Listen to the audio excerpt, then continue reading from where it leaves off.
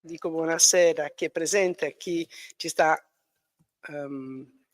ascoltando da remoto. Abbiamo superato un maestrale a 70 chilometri, no, e siamo arrivati fin qui indenni, e quindi ringrazio quelli che stanno arrivando, sempre numerosi, in presenza. Non era semplice, perché c'erano alcuni punti in cui, insomma, abbiamo tutti sbandato per strada. Stasera l'incipit lo faccio io perché i 2 relatori sono, il dottor Francesco Muscolino, che è il direttore dei Musei Nazionali di Cagliari, e la funzionaria, restauratrice, manutentrice Gerlinde Tashkin, che così l'ho imparato che sostanzialmente illustrano una cosa molto complessa che è l'ingresso alla cittadella di musei. Ma consentitemi, a nome anche dei Musei Nazionali di Cagliari, di ricordare, prima di iniziare, una nostra amica carissima che è venuta a mancare a Roma nei giorni scorsi, che è una sarda illustrissima, che è Anna Mura Sommella da Orotelli, e da molti altri paesi nella sua linea genealogica, che ha dato lustro alla nostra terra, perché lei è stata una brillantissima e straordinaria direttrice di musei capitolini, oltre che un'archeologa impressionante anche per produzione, per gradevolezza, per disponibilità. Questo rapporto che abbiamo avuto, che è andato oltre 35 anni, ero molto giovane quando ho incrociato questa personalità straordinaria, e ho avuto il piacere e l'onore di vedere i capitolini accompagnata da lei, come molti sardi, perché è una donna che non si è mai sottratta a ogni richiesta che gli derivasse e arrivasse dalla Sardegna o dei sardi, che a Roma sono molto numerosi, vivono più sardi a Roma che certamente in Sardegna. Quindi lei faceva parte del circolo dei sardi, di quello notto, e quindi era persona che noi abbiamo visto accompagnare i grandi del mondo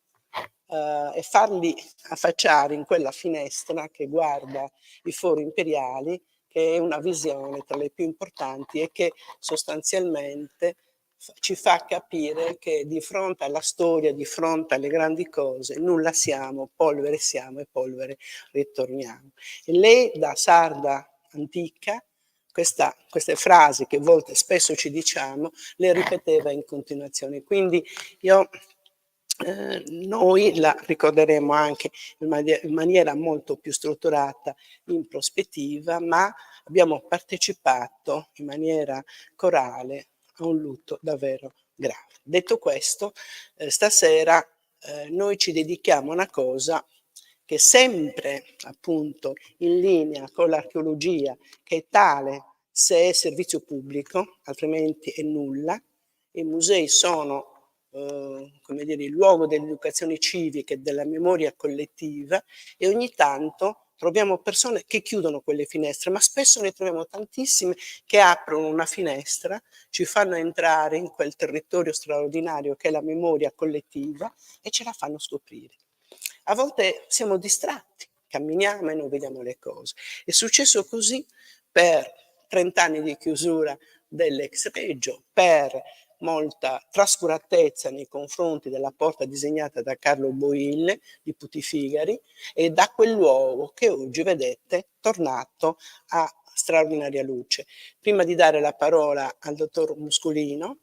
a me personalmente mette conto di ringraziare un'altra donna molto importante, che è Rita Sud, la direttrice del Demanio, che è qui presente anche stasera, a cui noi dobbiamo molto in questa azione di Renovatio Loci che noi stiamo facendo. E stiamo facendo in gruppo, non la stiamo facendo individualmente. E anche quelli che non sono d'accordo, che mulmutano, che hanno mal di pancia, eccetera, alla fine godono di quelli che spostano il limite, godono delle tante Anna Mura Sommella che in giro ci sono, perché alla fine, no? Tu puoi opporti quanto vuoi, puoi essere anche oppositivo, antagonista, poi trovi quella persona che con determinazione e paziente resilienza che di molti sardi vanno avanti. Mi preme dirvi stasera che sabato siete tutti invitati, questo ne approfitto, un conflittino di interessi, al Salone Giorgio Pisano dell'Unione Sarda, dove come comitato scientifico dell'insularità in Costituzione, molte persone che sono qui presenti ne fanno parte, perché è stato anche lì un gesto collettivo, fanno il secondo seminario dopo la giornata nazionale paesaggio dei dialoghi, dopo minima giuridica che ha avuto lo scalpore che è stato nazionale, siamo tutti impegnati a custodire e difendere il paesaggio più importante della Sardegna, quello che è un'interfaccia tra cultura e ambiente e che una deriva non le energie alternative, ma una deriva delle stesse sta distruggendo e noi questo non lo vogliamo, perché sarebbe per sempre, non per 10 anni, 1000 anni, per sempre. Quindi siete invitati, partecipate, informatevi, potete seguire da stream, preferiamo che di persona, perché allora si vedono le persone, lì diverse persone sono state chiamate a testimoniare, a darci la loro esperienza e la loro capacità. Buona serata, cedo la parola al dottor Muscolini.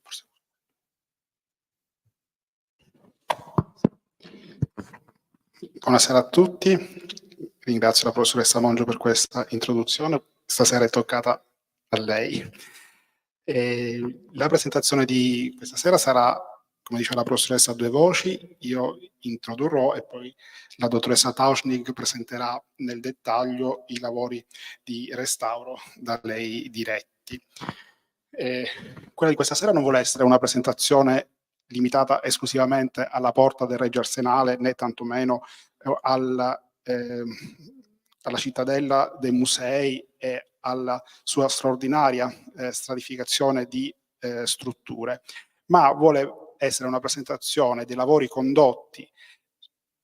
sulla porta del Regio Arsenale come elemento all'interno della strategia che coerentemente il museo, divenuto autonomo nel 2019 e che ha avviato effettivamente la sua attività a fine 2020, sta portando avanti, come diceva la professoressa, una renovatio loci, cioè un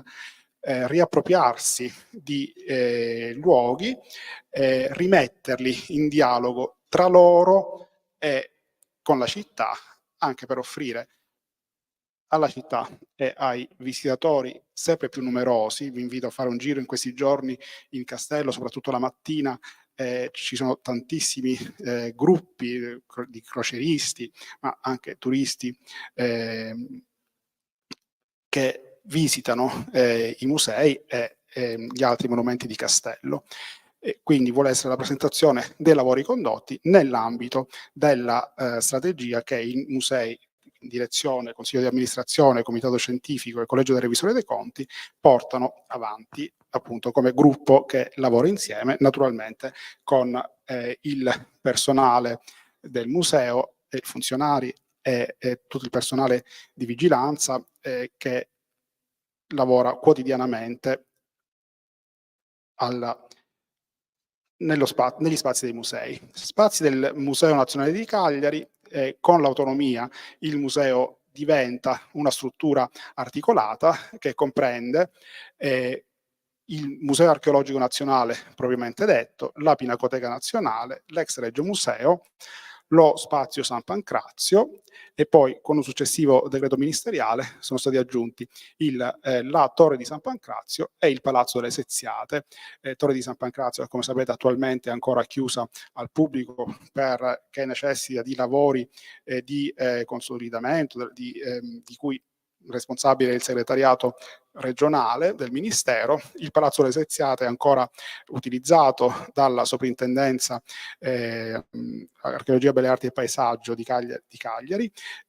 ma in tempi ragionevolmente brevi il museo potrà utilizzare anche questo importante edificio. nel dettaglio vedete le strutture che conoscete perché le frequentate. Sono gli edifici che vi citavo prima, e l'altro edificio che attualmente non è utilizzato perché necessita di lavori di ristrutturazione abbastanza impegnativi che verranno cantierizzati quanto prima, è l'edificio di Porta Cristina, che sarà destinato comunque principalmente a uffici. Ecco il complesso nella pubblicazione di Cecchini e Gazzola, i due architetti che idearono e portarono avanti nel corso degli anni il progetto che fece dell'antico Reggio Arsenale la cittadella dei musei, come anche il sottotitolo di questa lezione mette in evidenza, da un luogo che era un luogo di guerra, perché era l'arsenale dove si fondevano tra l'altro le armi, i cannoni, eccetera, danneggiato pesantemente durante la guerra, diventa un luogo della cultura, appunto, in cui convivono strutture museali e dipartimenti universitari, quindi un luogo dedicato esclusivamente alle opere della cultura e della pace. Ecco, vedete un'immagine degli edifici che compongono la cittadella con il Regio Museo, e ovviamente non posso che associarmi ai ringraziamenti alla dottoressa Rita Soddu, direttrice del Demanio, dell'Agenzia del Demanio per la Sardegna, con la quale, grazie anche all'ottimo rapporto con l'università, e ringrazio naturalmente il magnifico rettore Francesco Mola e il direttore amministrativo Aldo Urru, si è riusciti a concludere in tempi veramente brevi, in maniera concorde, un tavolo tecnico che ha ridistribuito le proprietà. Ovviamente non entro nei dettagli, ma il museo è divenuto concessionario diretto di una parte significativa della cittadella, tra cui gli edifici del Museo Archeologico e della Pinacoteca, che formalmente non erano consegnati ancora in maniera diretta al museo fino a 2 anni fa, è una consegna anticipata è stata proprio il portale dell'Arsenale, che necessitava di urgenti lavori di restauro, che il museo si è proposto di intraprendere. Quindi il Demanio ha consegnato questa parte della cittadella in anticipo rispetto a tutto il resto. E a proposito di porte che si aprono, tengo a evidenziare come la prima significativa iniziativa portata a termine dal Museo Autonomo è stata la riapertura al pubblico dopo lunga chiusura di quella che era la sede del Regio Museo, poi Museo Archeologico, utilizzato fino al 1992, come ricorderete, come sede espositiva, poi oggetto di significativi lavori di restauro e di riallestimento, e quindi nel 2022, inizio del 2022, sembra lontanissimo, ma in realtà sono circa 2 anni fa, simbolicamente con la presentazione del restauro della porta storica degli inizi del Novecento,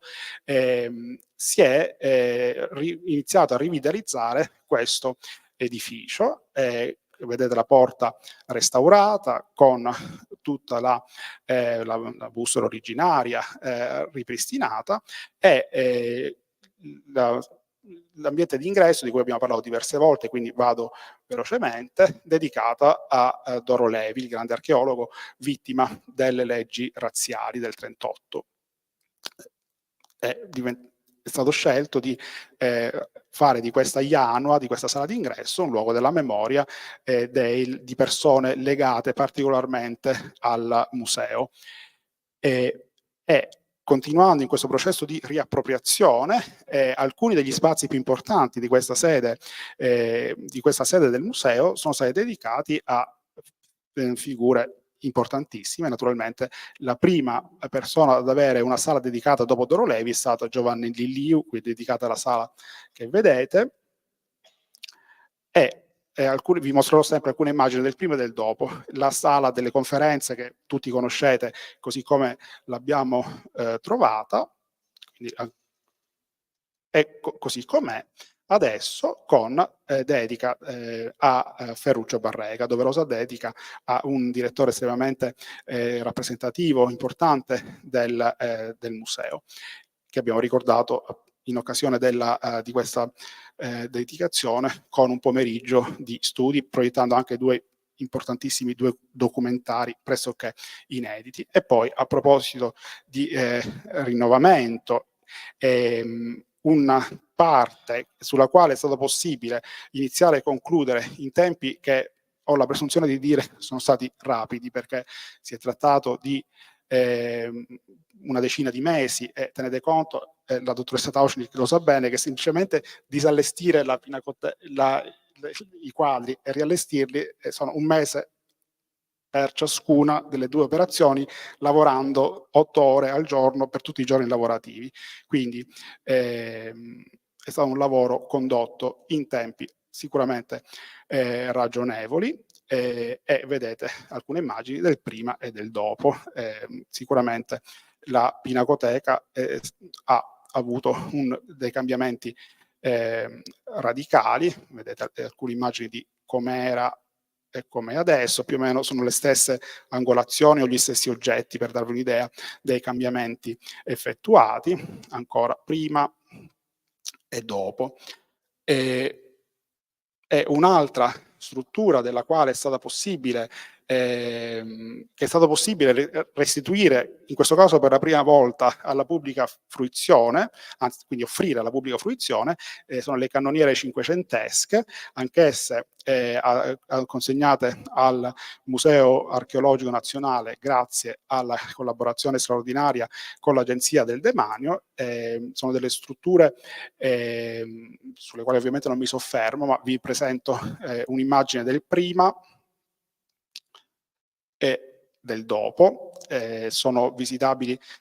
lo sapete se controllate sui nostri social, in genere il venerdì e il sabato, e poi in occasioni particolari che comunichiamo per tempo tramite i nostri canali di informazione. Vedete un'altra immagine di questi spazi veramente interessanti, anche per la poliorcetica cinquecentesca. E veniamo alla piazza dell'Arsenale, così com'era, con il portale bisognoso dei restauri, ma di questo parleremo a breve. La parte prospiciente è utilizzata come parcheggio, con grave inconveniente per i visitatori, perché nei giorni in cui c'era un grande afflusso di pubblico, c'erano anche lavori in museo, magari bisognava districarsi tra i mezzi. Sono situazioni che tutti, passando spesso da lì, penso abbiate sempre notato. Vedete alcune immagini della piazza con il portale già in restauro, e qui naturalmente bisogna ringraziare la collaborazione avuta con l'amministrazione comunale di Cagliari, che ha sempre prontamente supportato le richieste del museo, in particolare la richiesta di rendere pedonale questa zona, con l'eliminazione degli stalli per la sosta, e risolvendo anche un problema che è quello dell'attraversamento per i turisti, e creando queste strisce pedonali che alcuni hanno criticato, però sono una necessità proprio per guidare i turisti, che altrimenti si trovano, questa è una cosa che osservo tutti i giorni, altrimenti si troverebbero spaesati nella piazza non sapendo che tra le due porte c'è un traffico veicolare pressoché continuo. E vi mostro alcune immagini che speriamo non si ripetano mai più, di un uso sicuramente almeno a mio avviso non decoroso di uno dei luoghi più importanti e pregevoli anche dal punto di vista architettonico della città. ecco, vedete le condizioni della piazza prima che si intervenisse con i lavori di sistemazione, e la piazza attuale che insomma, è una piazza che ha sicuramente mutato aspetto e offre un biglietto da visita migliore sia per la cittadella dei musei sia per l'ingresso verso Castello.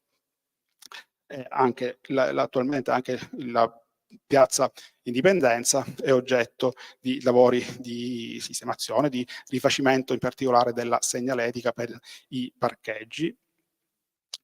Un'altra attività, anche questa resa possibile grazie al demanio, è la consegna al museo del storico Teatro dell'Arco nel quartiere di Stampace. Anche in questo caso una strategia precisa, quella di radicare sempre di più il museo all'interno della città, quindi anche fisicamente il museo ha uno spazio adesso. Qui vedete il cantiere in corso, anche in questo caso nel giro di pochi mesi, lavorando insomma, mettendo questo lavoro insieme a tutti gli altri che bisognava portare avanti, è stato possibile rendere di nuovo fruibile questo edificio. Anche in questo caso l'ufficio tecnico, in particolare diretto dall'architetto Sizzia, ha lavorato per restituire alla fruizione pubblica in tempi brevi lo spazio, questo come si presentava, e così come adesso, come tutti avete visto in occasione delle ultime iniziative. Ecco, vedete alcune immagini dello spazio rinnovato. E veniamo alla porta dell'Arsenale, la vediamo qui in una foto del 79, quindi subito dopo il posizionamento del portale bronzeo, con, vedete, diciamo, tutta la parte decorativa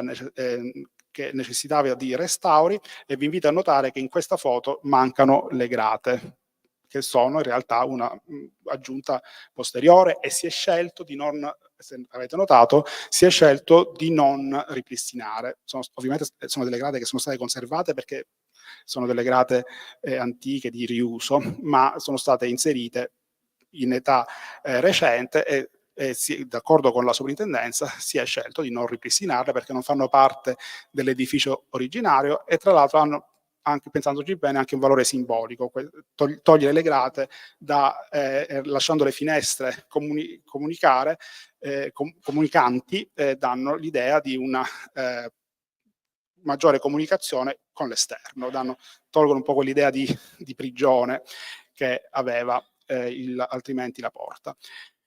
E vedete alcune foto d'epoca. Questa è una lastra dall'archivio della soprintendenza, la piazza dell'Arsenale com'era, un altro dettaglio della lastra, una foto del 79 del fregio così come si presentava allora, del fastigio così come si presentava in quegli anni, e come sapete, e come dice anche Spano, il modello della porta è un modello molto illustre, è la Porta Flaminia o Porta del Popolo a Roma. Naturalmente non dobbiamo vedere la porta attuale, perché i due fornici laterali furono aggiunti dopo che Roma divenne capitale. Lo dice anche l'iscrizione, una delle iscrizioni lo dice chiaramente. La porta originaria è solo questa, e questa vedete la nostra porta, ma guardate questa, il confronto tra l'incisione di Porta del Popolo così com'era prima di questo sdoppiamento e di com'è la nostra porta. E vedete anche il fatto che la Porta del Popolo originaria fosse tra due torrioni la rendeva veramente molto simile alla porta del Regio Arsenale di Cagliari, che è stretto da un lato tra il bastione e dall'altro dall'edificio di Porta Cristina. Quindi era una somiglianza veramente impressionante, e dà l'idea di come si pensasse in grande. Ovviamente si riproduce un modello molto illustre di una delle porte più celebri di Roma. veniamo al portale adesso a fine lavori con come introduzione alla presentazione che farà la dottoressa Tauschnig, e proprio per ricollegarci al titolo,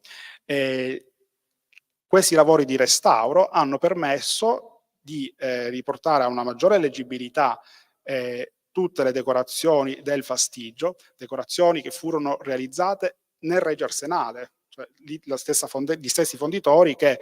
poco dopo realizzarono la statua di Carlo Felice in piazza Ien e una serie di busti di Carlo Felice, in particolare il museo, ma questa è un'altra storia, ne ha recuperato uno, cioè il busto che era stato posto per onorare Carlo Felice come fondatore del museo.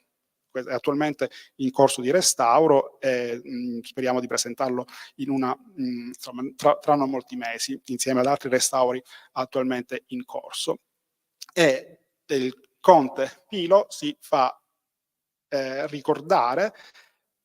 esattamente in questo punto, alla base della corona, con l'iscrizione che vedete: Conte Carlo Pilo di Boil, colonnello ispettore della Regia Artiglieria,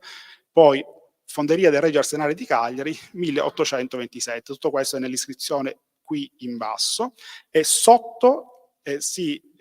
ricordato anche il capo fonditore Giuseppe Santi di Sassari. Sono due delle iscrizioni che si leggevano già prima, però grazie al restauro è possibile leggere adesso anche da sotto, perché sono ritornate ben leggibili. Con questo io mi fermo e do la parola alla dottoressa Tauschnig, alla quale cedo anche il posto. Mentre si sposta il direttore Muscolino, mi preme ricordarvi che, a proposito di insularità e di personale, un museo è composto da molte figure, spesso se ne vedono poche, ma è una specie di reticolo di professionalità che rendono possibile poi le esposizioni. Per cui anche nella richiesta a moltiplicare i musei, come è stato fatto in Sardegna, senza avere la tecnostruttura specialistica alle spalle, manutentori, restauratori e tutto quello che serve, va da sé che stiamo parlando di depositi piuttosto anche mali in arnese. Quindi il personale, i custodes, no? Che sono quelli che vedete generalmente in un museo. I nostri per fortuna hanno adesso la divisa, il simbolo di identificazione, cosa che prima non era, quindi c'era una cosa che diventa quasi insopportabile letteralmente. Bisogna calcolare che per il ragionamento dell'insularità, altre volte portato avanti sulla non sostituzione del personale, noi non siamo a pieno regime. Anche il Museo di Cagliari ha qualcosa come 40 o 50% in meno, la soprintendenza mi dice che ne sono anche oltre loro, quindi in Sardegna quando va in pensione uno non viene sostituito, cioè 10 persone vanno in pensione e vengono sostituiti in 3, in Lombardia in 8. Quindi il problema dell'insularità è un problema molto complesso dal punto di vista nella giustizia, poi abbiamo fatto un apposito seminario. Tornando alla cittadella dei musei, ricordo che il punto più alto di Cagliari è della città. Per il professor Barrecca era un luogo alto nella città, molto più di Tuvigeddu, e lì ci sono preesistenze. È vero che in periodo romano era suburbio, ritorna centrale nel 1217, quando Benedetta concedette quello spazio fisico ai pisani e lì iniziò un discorso di centralità fino alla nascita del cosiddetto Palazzo Baccared. Quindi la scoperta di quello è un luogo di costanti appunto renovazioni e sloci. La scoperta attuale della potenzialità di quel luogo, grazie ai musei nazionali, è recentissima. Cioè, di fatto, quando abbiamo riaperto la Pinacoteca, mi concederà questo il direttore nel dirlo, la maggior parte delle persone chiedeva dove fosse la cittadella dei musei,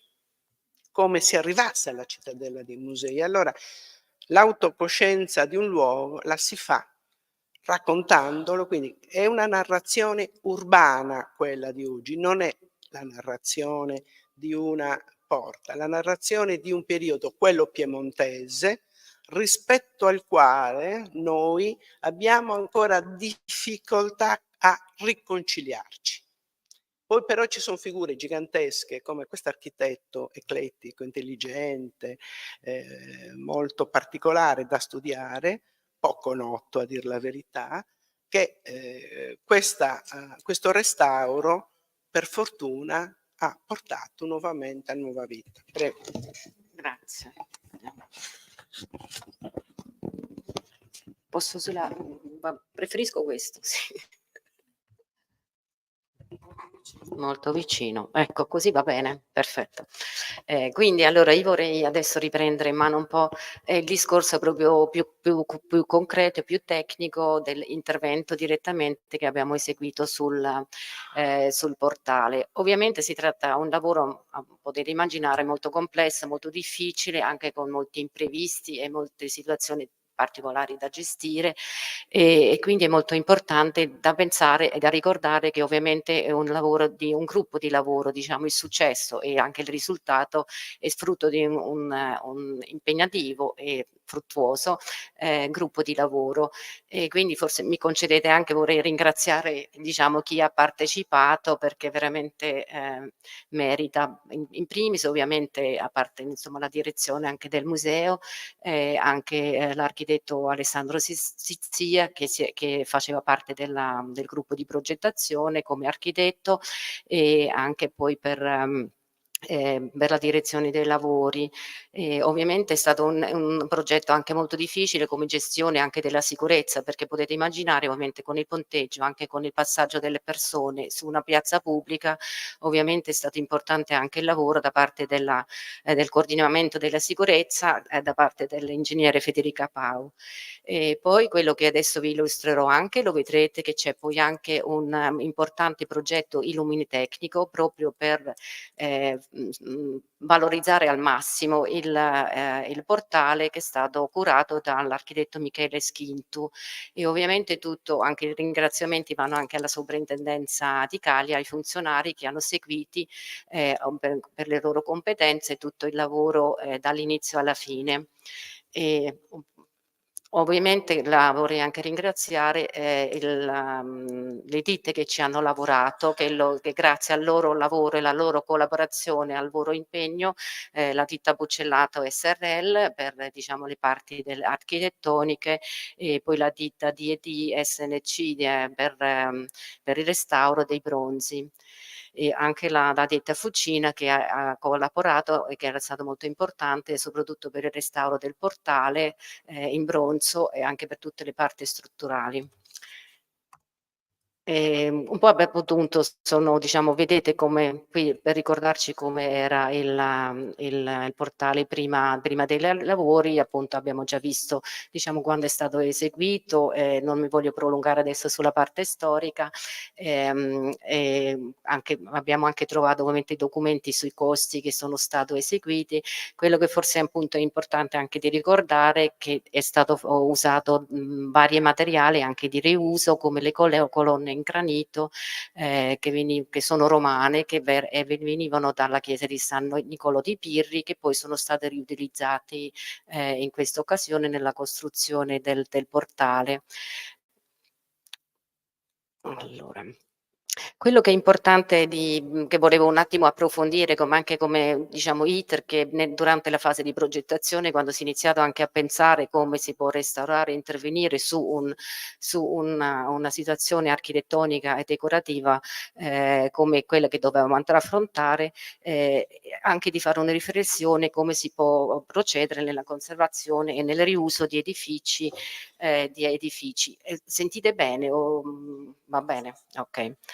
E quindi ovviamente è legato alla storia conservativa anche di questo edificio, di questo monumento, ovviamente molto legato anche a quello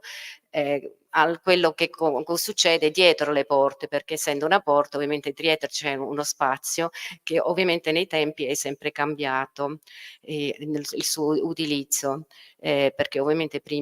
dopo che è stato il Regio Arsenale fino al 1870, poi è diventato a un certo punto la caserma e poi è stato man mano sempre utilizzato in altro modo. Quello, quindi già dopo i bombardamenti che ha subito dei danni anche importanti in quella zona, già nel 1948, e per questo diciamo qui vi faccio vedere questo documento, che già allora si stava pensando appunto come riutilizzare tutto lo spazio di Porta Arsenale e della futura cittadella dei musei, e quello che mi preme appunto qui a sottolineare che già allora ovviamente si concedeva la demolizione anche di parti storici e di edifici storici, però ovviamente il nostro portale veniva già dichiarato che non era assolutamente impossibile di demolirlo. Un altro aspetto anche sempre per il riutilizzo in questa fase, di progettazione anche della città che poi la futura, cittadella dei musei, ovviamente c'erano anche in corso d'opera dei concorsi proprio, delle concorsi di idee per le opere d'arte, e quest'altro documento ci fa vedere anche lì, già questo è del 1968, l'attenzione che veniva dato quando si parlava del riutilizzo e anche e della ristrutturazione di questi edifici e anche di tutta l'area connessa, proprio dicendo, come qui il sovrintendente di allora sottolineava, quanto era importante in questi concorsi di idee di impegnare una buona parte dell'importo, anzi specifica proprio dell'80%, per l'artista, quindi che è molto importante, in modo che appunto non, come lui dice, che non parteciperebbero schiappe e morte di fame, insomma, e quindi questa era già un'attenzione sempre anche poi per il discorso del nuovo portale che poi si è realizzato nel 1979. Per capire un po' sia diciamo il monumento, sia poi anche il procedere, la progettazione del restauro, dell'intervento, è importante tener presente tutti i materiali che si trovano, che questa è una delle prime analisi che si fa ovviamente, e qui vediamo che abbiamo veramente tantissimi materiali, a parte la pietra calcarea utilizzato per tutta la struttura e la divisione architettonica della superficie. Abbiamo poi appunto le superfici dipinte, che tra l'altro che sono la fascia delle metope e dei triglifi con rappresentazione anche nelle metope di elementi pellici,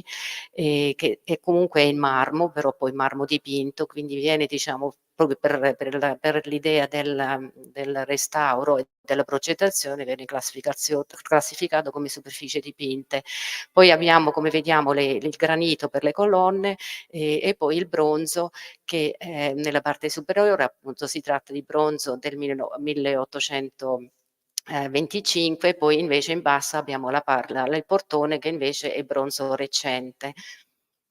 Quindi questo ovviamente è importante da tener presente, perché anche quando poi si lavora su un monumento del genere, dove ci troviamo una parte architettonico, perché è un monumento architettonico, però è anche intesa come superficie decorata con appunto con anche un intento narrativo dietro il tipo di decorazione, quindi per intervenire ci vogliono diverse tipologie di metodi, di tecniche di restauro e ovviamente anche le diverse competenze. Quindi per questo ribadisco che era molto importante di poter lavorare insieme a ditte specializzate sia nella categoria OG2, perché noi ovviamente diciamo dobbiamo gestire i lavori poi anche rispetto al codice, rispetto alle normative, quindi ci sono le ditte specializzate nel recupero di edifici storici e poi ci sono le ditte quelle che si occupano proprio del restauro, che sono una categoria specialistica delle superfici decorate, e quindi per questo c'è stata una grande collaborazione che è stata molto importante. Ovviamente avendo appunto proprio a che fare con diversi materiali e anche quindi con la necessità di avere diversi trattamenti poi nel restauro, anche con diversi degrado ovviamente, quindi per la sia in fase di progettazione sia anche in fase poi di esecuzione, ovviamente dovevamo fare delle scelte critiche, perché per come intervenire e in che modo e che metodo e metodologia diciamo attuare. Quindi ovviamente in questo caso anche noi ci siamo sempre, per noi è sempre importante tener conto di quello che ci insegna e quello che noi dobbiamo anche seguire della teoria del restauro di Cesare Brandi, che appunto proprio in questo monumento, che sono così complesso, con vari materiali, con vari interventi, con varie trasformazioni che ha subito nel tempo, di tenerci sempre presente che cosa significa intervenire in questi casi. Quello è lui che parla appunto proprio questa duplice polarità, che ci sono l'istanza storica, quindi di tener conto quello quando è nato, insomma, tutto il tempo quando è nato, diciamo, il monumento, il tempo che passa, e anche il nostro momento di adesso, dove noi prendiamo la coscienza e vediamo quest'opera e come si può intervenire rispettando comunque la sua storicità, però anche recuperando un aspetto estetico. Allora. Quindi, allora vediamo un po' come magari anche volevo farvi vedere un attimo qualche intervento precedente, perché come ho già detto, trattandosi di un portale, un ingresso che quindi che era un passaggio dovuto, anche importante per quello che sta dietro, come è cambiato nel tempo. Abbiamo già visto appunto come nel primo Novecento, come Reggio Arsenale, appunto la fotografia a sinistra, come si presentava nei primi del Novecento, e già nel 1955, quando ormai appunto non era più Reggio Arsenale, quindi sono stati ovviamente rimossi gli stemmi ed è stata aggiunta la scritta sull'arco del passaggio della caserma dedicato a Eligio Porcu, e vediamo già anche in questa fotografia come tutta la struttura ha subito già un degrado del paravento murario e nella parte bassa anche molto di lavamento. Le foto ovviamente sono un po', sono molto appunto bianco e nero, però penso che si riesce già a capire e a intravedere di quello che si vuole parlare. Invece poi possiamo vedere in questa fotografia degli anni '70, del Novecento, come già il portone è stato quindi parliamo già del periodo dove è stato iniziato dopo il bombardamento, che c'è stato il degrado, e quindi già si stava iniziando a pensare appunto alla risistemazione dell'area dietro questo portale e anche davanti, e quindi è stato sostituito il portone in legno e la parte superiore aperta, e come ha già detto anche il direttore, vediamo il passaggio delle finestre che non è privo di grate sempre, e vediamo anche come avanza comunque il deterioramento, che poi ci troviamo nella parte sinistra nel 1979, dove appunto quando in quel momento è stato sostituito la porta di legno ed è stato fatto questo portone importante in bronzo, appunto degli artisti Mario Salazzari e Riccardo Cassini, però tutto il paramento murario, il fregio e anche le metope dipinte sono sempre ancora in un avanzato stato di degrado.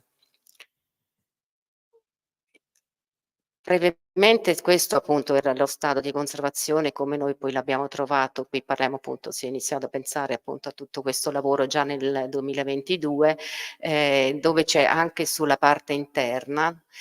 ci sono stati un degrado molto importante, ed è stato proprio anche necessario per motivi di sicurezza di eseguire una protezione per il passaggio dell'ingresso alla cittadella, perché dovete comunque tener conto che questo è l'unico passaggio, l'unico ingresso che si può avere per entrare nella cittadella. Quindi anche questo in fase operativa ovviamente era molto difficile da gestire, perché non si poteva ovviamente vietare, insomma, oppure chiudere il passaggio completamente. Brevemente qualche particolare su quello che noi abbiamo trovato, perché ovviamente salendo poi sul ponteggio, ovviamente da fare poi la verifica ravvicinato è anche molto interessante, ci dà molte informazioni ulteriori sul monumento e anche sul tipo di intervento che dovremo affrontare. Quindi qui abbiamo la pietra calcare con ovviamente il lavamento ovviamente essendo un monumento conservato all'esterno, il maggior fattore di degrado ovviamente è l'acqua, diciamo tutto quello che proviene dall'acqua, dalle intemperie con le croste nere, la decoesione e le mancanze che si possono creare. Lo stesso tipo di degrado abbiamo trovato anche sulle le parti in marmo, con presenza anche di microrganismi, di mancanze, sempre dei danni proveniente dal dilavamento. E anche lo stesso, su queste parti che si vede bene da vicino, sì, le parti dipinte che ovviamente sono risultate anche loro molto dilavate, gran parte in molte parti anche il colore, non era più percepibile e anzi all'inizio quando noi la vedevamo da sotto spesso neanche si riusciva a capire che fosse marmo, un bassorilievo in marmo dipinto. Questo un qualche particolare proprio sulla tipologia di degrado del bronzo, che appunto anche qui diciamo la tipologia ovviamente è simile perché c'è sempre l'ossidazione, sia se si tratta di un materiale più antico, sia di quello che diciamo, ha meno di 50 anni. Al portone ovviamente aveva anche una parte interna, quella che va verso l'interno in ferro, che ovviamente ha subito molti danneggiamenti, sempre causate dall'acqua, con l'ossidazione, la corrosione e ovviamente anche proprio delle difficoltà strutturali, perché negli ultimi tempi, poi insomma nel 2022 c'era anche un rischio di cedimento e quindi non si poteva neanche più aprire la porta e quindi ovviamente era urgentissimo di intervenire. L'ultimo materiale che poi c'è ovviamente è anche l'intonaco, che è molto importante in queste tipologie di monumento, che anche qui vediamo appunto quali sono il degrado che abbiamo trovato tra l'ilavamento, sempre anche la disgregazione, ovviamente anche la presenza di ferri che sono già diciamo stati introdotti in precedenti restauri, che hanno causato delle fratture e anche delle cadute di materiali. Quello a destra che vedete la fotografia ovviamente è dove dopo che è già stato smontato il fregio in alto, la parte, retrostante, che è già stato c'è stato un intervento da parte della soprintendenza negli anni '80, '90, già di un risanamento, che però adesso ovviamente doveva essere verificato, controllato, anche ripristinato. Adesso faccio così, volevo farvi vedere qualche fotografia dell'intervento che abbiamo fatto. Ovviamente non mi soffermo su tutte le tecniche, le materiali che abbiamo usato, che magari ci saranno altre occasioni per approfondire, diciamo, le cose tecniche, però comunque è importante vedere magari quanto è impegnativo e non impegnativo, quanto è complesso insomma un intervento su questo tipo di monumento. Qui vedete la prima parte che insomma la parte più importante era dello smontaggio del fregio, quello in alto,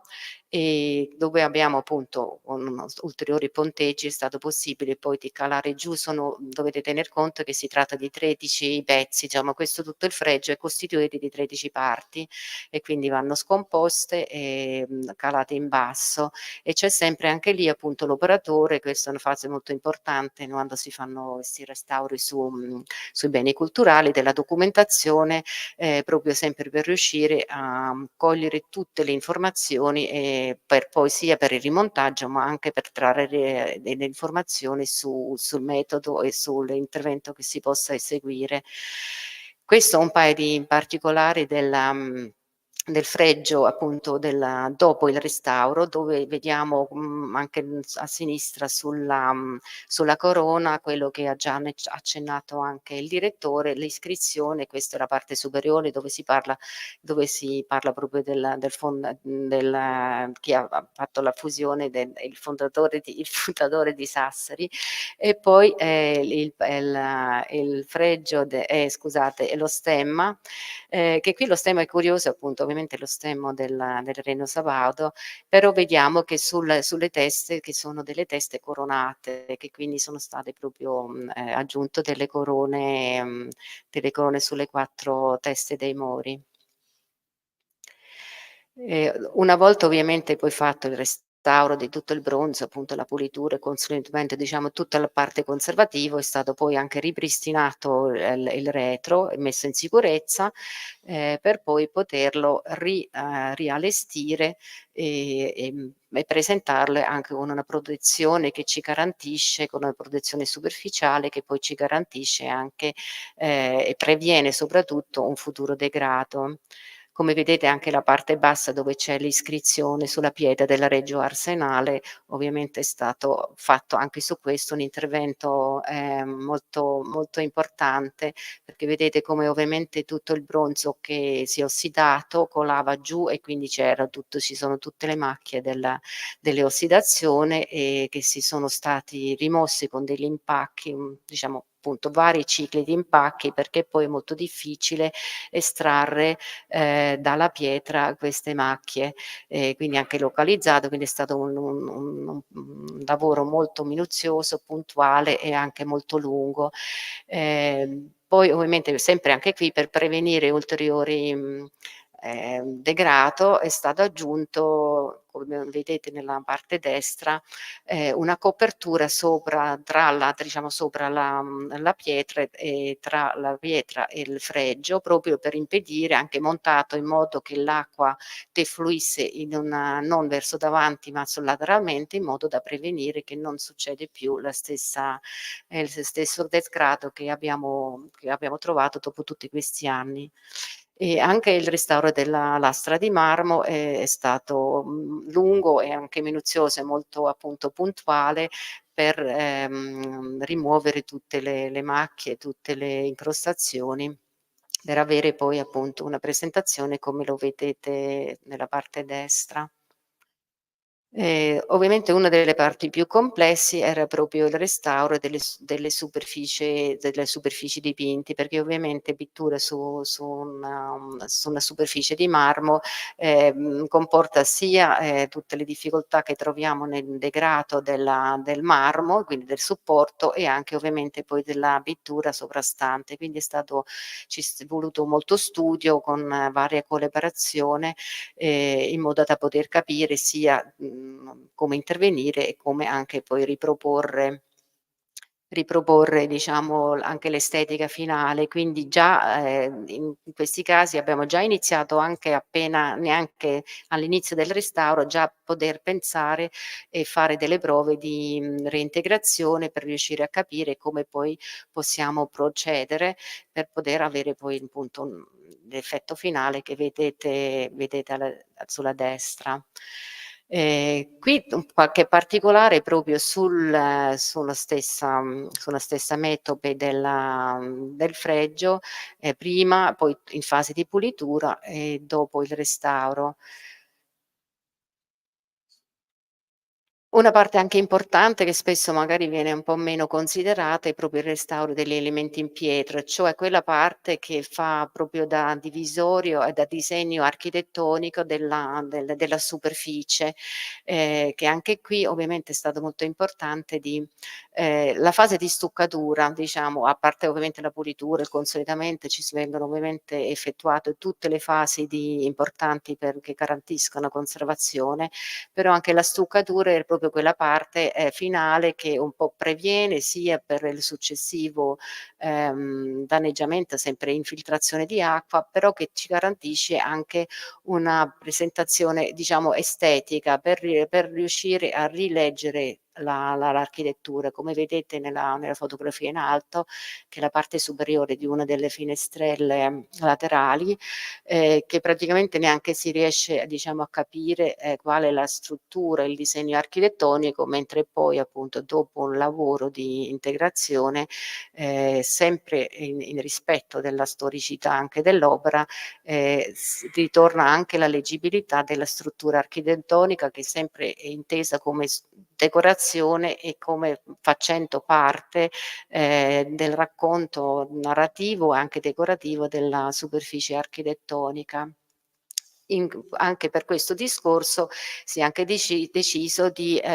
provvedere a delle integrazioni plastiche, dove come vedete qui in queste parti sempre del cornicione è stato possibile, trattandosi comunque di decorazioni architettoniche e quindi anche regolari, di poter copiare anche dalle parti che sono già ancora conservati, di poterle riproporre sempre per rendere eligibile anche questo tipo di decorazione architettonica. Veniamo all'ultimo passaggio, che è quello del restauro del portone. Come a sinistra vedete com'era nel 1979. Invece poi in questi anni, anche in questi pochi anni, comunque ha subito una trasformazione anche estetica a causa dell'utilizzo e a causa dell'ossidazione. Quindi anche qui è stato molto impegnativo già anche soltanto, diciamo, lo smontaggio e poi il lavoro anche che vedete a sinistra sulla parte del ferro, della parte interna del portone, perché appunto è tipo un sandwich, da una parte il ferro e dalla parte esterna il bronzo lavorato. Quindi tutta la fase della pulitura, ovviamente anche questo è stato fatto molto minuzioso e molto lungo, con vari passaggi, anche per riuscire a ripresentarlo nel disegno con le parti diciamo lucide e con questo colore più dorato, che comunque è sempre la parte è sempre il bronzo, però privo delle sue ossidazioni. E poi la parte del riposizionamento della porta per poi poterlo ripresentare come con una struttura che ha subito insomma una parte uno restauro conservativo. Alla fine ovviamente di tutto questo, quello che per noi era importante, che forse volevo farvi vedere anche tutte le varie parti che sono di vari materiali, che sono singole parti, perché sembra poi che siamo intervenuti sulle singole parti, sulle singoli materiali, che poi ovviamente sempre con una collaborazione dei ristoratori anche specializzati, perché ovviamente chi deve essere specializzato in bronzo, chi deve essere specializzato in dipinti, chi in pietra, però poi quello che è l'obiettivo finale non si deve mai perdere di vista, che è quello che poi è un monumento unico, e quindi di ricreare poi comunque un'armonia e anche vederlo come superficie decorata nel suo complesso. E quindi per concludere poi abbiamo scelto anche, era una scelta molto importante, di fare una valorizzazione anche attraverso questo progetto illuminotecnico che poi ovviamente è stato fatto con tutte tecnologie dell'ultima generazione, con dei sagomatori, e che poi ci permetterà anche adesso in futuro, diciamo, di variare l'illuminazione a secondo magari delle giornate celebrative che si intendono celebrare. Quindi anche questo fa sempre parte, per concludere, proprio tutta la valorizzazione. Quindi questo invece adesso, come abbiamo già visto, forse qualcuno di voi sicuramente è già passato, l'ha anche visto, come si presenta anche adesso in questa ultima fase proprio di ricostruzione e di resa, di renderlo al pubblico. Vorrei però comunque, allora, appunto, io ci tenevo un po' a chiudere con questa fotografia, che sempre insomma abbiamo già visto prima, che adesso la piazza come si vede adesso, però ho scelto di concludere con questa fotografia con la porta diciamo metà aperta e metà chiusa, e metà aperta e metà chiusa. Quindi questo poi è sempre, volevo diciamo da sottolineare l'importanza del portale, che per noi è importante adesso che è stato diciamo restaurato, che c'è la conservazione e anche la prevenzione per un futuro degrado. Però quello che è sempre tenere conto per noi molto importante è che appunto la porta è comunque un divisorio da una parte, perché abbiamo la piazza verso il pubblico da una parte e poi c'è l'oltre, quello che poi succede oltre quella porta. Quindi rappresenta da una parte la sicurezza, però anche l'apertura, e per noi è stato veramente fondamentale di poterlo restituire come luogo anche di passaggio, cioè proprio riuscire di valorizzare questo portale come luogo di passaggio, e quindi anche poi per renderlo possibile di vederlo come un passaggio verso nuovi mondi per la cultura e per la fruizione aperta a tutto il pubblico. Grazie.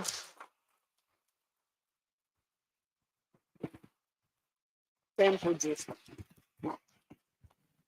Allora, credo che abbiamo visto quello che è un percorso di riconoscimento sostanzialmente. Mi suggerisce per uno che ci sta seguendo da remoto che negli anni, no, perché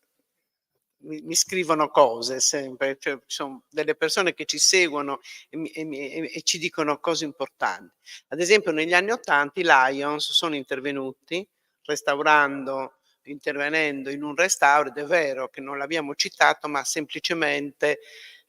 per una ragione di tempo, no, poi effettivamente quando si fanno no, perché naturalmente, ecco, come quelle battute che ci diciamo spesso con il direttore: "Tutto va bene", poi dice: "No guarda le chele di quell'aragosta erano vuote", disse uno a cui avevano invitato un pranzo. Quindi lo ringraziamo questo suggerimento e lo richiamiamo sul fatto che effettivamente a Cagliari, sia i Lions che i Rotary sono molto presenti nelle memorie urbane, no, a custodire cosa, a suggerire, e non un caso noi, spesso siamo stati disponibili anche ad accompagnare in questa nuova, no, storia del museo, in questa porta che si apre, che era una porta chiusa, non tanto perché era pericolosa solo e cadevano anche frammenti, ma perché era, uhm, proprio occultata letteralmente, quindi non veniva proprio percepita. Io credo che sia io che il direttore dobbiamo ringraziare anche un tavolo istituzionale che il Comune di Cagliari istituì, di cui facciamo parte noi, l'università e altri soggetti istituzionali, per condividere il percorso dal Teatro dell'Arco fino alla Cittadella dei Musei, come dire, noi quasi a rappresentare l'alfa e l'omega. In realtà, l'università poi in Viale Fra Ignazio si è impegnata a lavorare sul restauro del Badas di Viale Fra Ignazio, che è l'Albergo dei Poveri.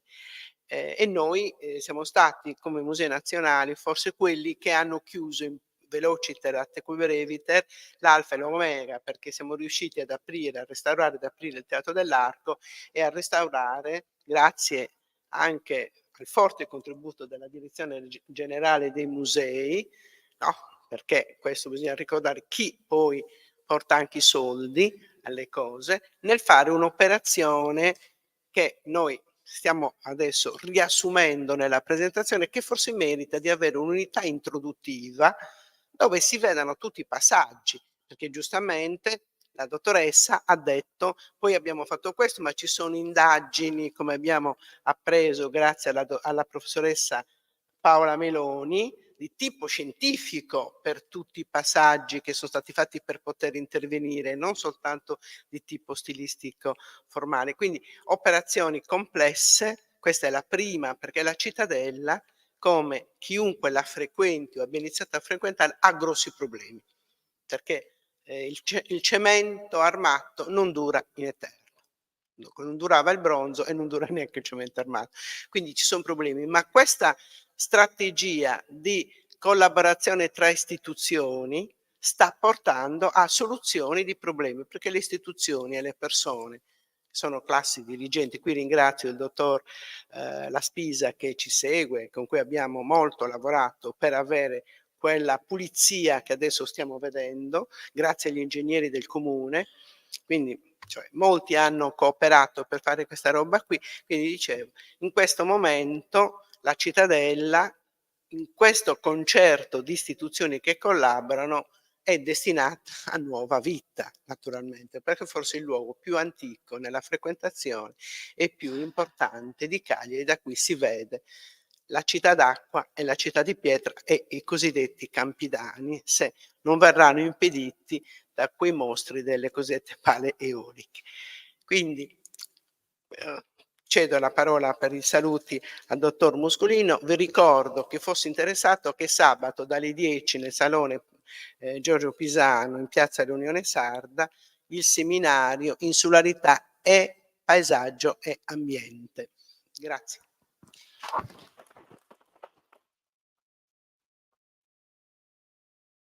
Grazie. Ci diamo appuntamento non a giovedì prossimo, perché sarà il 25 aprile, festa della liberazione. Ricordo che per scelta, decisione dell'onorevole ministro, è tra i giorni in cui è prevista la gratuità, quindi il 25 aprile, come altri giorni importanti